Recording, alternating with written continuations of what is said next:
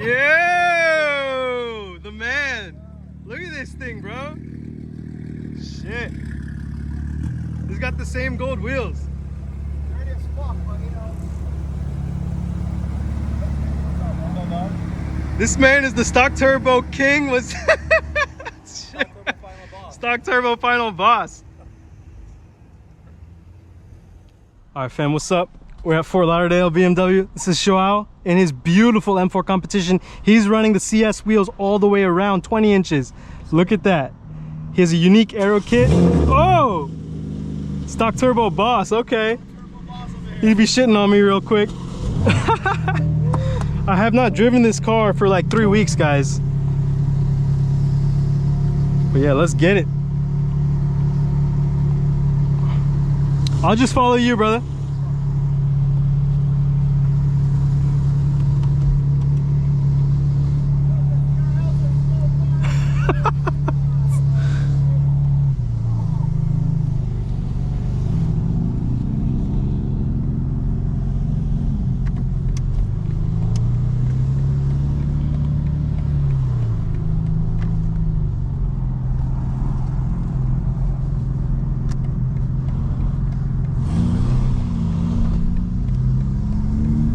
Damn, it sounds so good.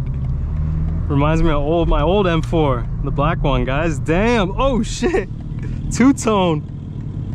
Young dude driving that two-tone. I'm telling you, South Florida has money on another level, guys.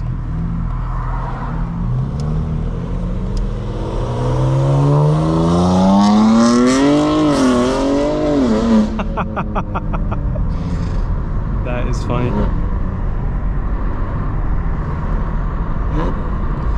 So the transmission computer, it's called the Mechatronic, has been replaced under warranty by BMW. So thank you, BMW. All right, fam, what's good? We are in South Florida in the M4 CS. We just picked it up from the dealership here in Fort Lauderdale. And we're gonna drive it back now to West Palm. So let's get back on 95 South. I got Hyperview going on the GoPro, so it's 4K 60. And when you run Hyperview at 4K 60, you really need to keep the GoPro cool. So put the AC on cool, let's put it on blast. So guys, major life updates. I've moved to West Palm Beach from Atlanta. After 6 years in Atlanta, it almost feels like this is an early retirement. I came down to Atlanta at 27 as a vice president with BlackRock. I bought a 2015 GT3. I had a quarter life crisis. I thought I knew it all, right? Corner office, vice president title at BlackRock. Like, I thought I deserved everything that came with it, but that was such the wrong mentality. Just because I had achieved a position of vice president at BlackRock at 27 doesn't mean that I deserved everything that came with it, right? So my relationship suffered. The way I spent money suffered. I almost felt like there was nothing left to prove anymore, so I didn't really challenge myself. But that's where Atlanta changed me.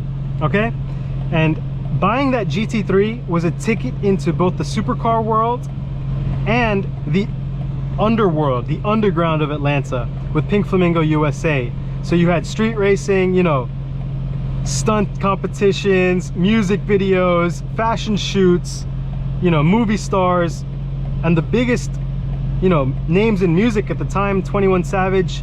And I'll come back to this whole point which I have about Atlanta peaking, because I think Atlanta peaked, you know, when Young Thug went to jail, Gunna went to jail. Like, that was at the peak, you know. I think it's like 2020, 2021. And I think right now Miami is peaking. But to be in Atlanta in the summer of 2020 for the pandemic with a GT3 running around with Pink Flamingo USA and the supercar crowd, because I helped start the daily driven Atlanta Exotics group, was absolutely peak.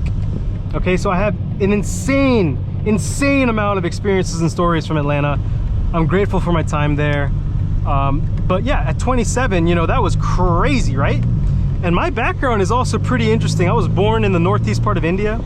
I've lived in Sri Lanka. I came to the US in the 90s to Pittsburgh, which is my favorite American city. It's like my American sweetheart hometown. Philadelphia after that, New York, then Boston, then Seattle, then Atlanta. I met Zhao today, bro. I'm gonna post his car today. Crazy sick M4 competition. Yo, what's good, bro? Yo, what's going on, bro? Just left work right now, going home. Wanted to tell you again, bro. Hey, very good, man. We had a good time right now. Oh, dude, it was so nice meeting you, bro. I'm very grateful to know people like you, and thank you for the lunch, bro. I'm actually recording, so let me hit you up when I get home. I'm gonna put your car in the video. Sounds good, bro. We're gonna talk about the same stuff that we talked about at lunch, man. We'll be in touch, bro. God bless. Please, dude. All right, take it easy. All right, brother. Bye-bye. Peace. Bye. Yeah, man, what a good guy. It's really nice to meet quality people here in South Florida. Okay, in Atlanta, let me tell you something, especially during the pandemic of 2020, you would just be outside all day spending money, and you'd realize there are lowlifes. They have nothing going for them. They're just outside, right? I was a vice president at BlackRock by day, and I was literally, you know, doing donuts in a GT3 at night with PFUSA. And the other people that were there, they didn't really have anything going on, or they were on their parents' money, you know what I mean? And so you realize a lot of people don't have anything to lose. And when you're the person there with stuff to lose, you have to evolve. You have to go past to another level, or it's a different kind of game that you're playing, you know what I mean? And I learned that, I would say, the hard way, but I learned it, you know what I mean? And all the stories, all the lessons that I have, you know, acquired over time, I want to now give back and teach people. And that's what my channel has been about, because it's both the physical manifestation of my success with the cars and, you know, the location, everything that my life entails now, but it's also the spiritual element of everything I can provide with my wisdom from what I've been through. I've lived like 10 lives already by the age of 33, and it's a very interesting perspective. And what I really wish is there are so many people out there who have never left their backyard, never traveled outside of their own state. And if you live a closed existence like that, you will never see how beautiful and how full this world is. And let me tell you, the major point that I want everyone to know is your identity is yours to make. And in the process of making it, you will unlock your soul, your consciousness, because you are not your body and you are not your mind. You are your consciousness, okay? Once you are able to observe your body by using your mind to tell your body what to do, that's the first step. The second step of consciousness is to observe your mind. And then you can understand why you fall into the same routines, pitfalls, disappointments. You might find that you're in a cycle, you know, and it's a constant cycle, maybe 3 months, 6 months, but you can feel like you're never getting ahead. And that's because you may have unlocked the first level of consciousness, but you're still living in fear of your mind. And so once you are able to separate yourself from your mind, you will break the cycle, okay?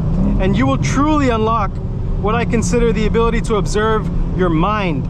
You're at that point outside of your body and outside of your mind. That is the consciousness. And as a man, what life does to you is it generally breaks you down. As a man, we go through a lot of obstacles. It could be family, it could be relationships, it could be careers, it could be money, it could be our mental health, physical health, okay? It could be school. And many times you will be basically broken down to nothing, to pieces. And as a man, what you do is you put yourself back together. And the glue that puts those pieces back together, what you will learn as you get older, is it can become a spiritual glue that unlocks your consciousness. And the way you put yourself back together makes your body stronger.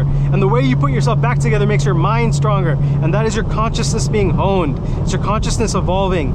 And if someone never leaves their own state, their own country, they've never gone through hardship, then in general, they may not even have unlocked the first level of consciousness, which is to understand their own body. And you see this in humanity. And I think that's what we're all going through, right? Many people are just asleep at the wheel, not even at the first level of consciousness. They don't understand the level of capitalism, the system we live in. Oh my God. Let me take a quick break, right? Look at this vehicle, guys. Are you kidding? That is insane. Oh, what a beauty. My goodness. You guys think that's a Shelby? You guys let me know what you think that is in the comments.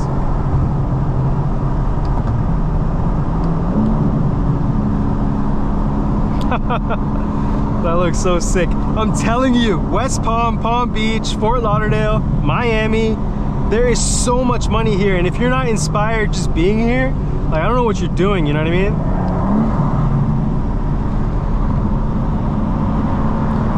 So guys, I hope you enjoyed my little TED talk. We're back. CS is back. We're going full bolt on. I have the full suite of SPL suspension parts under my bed right now.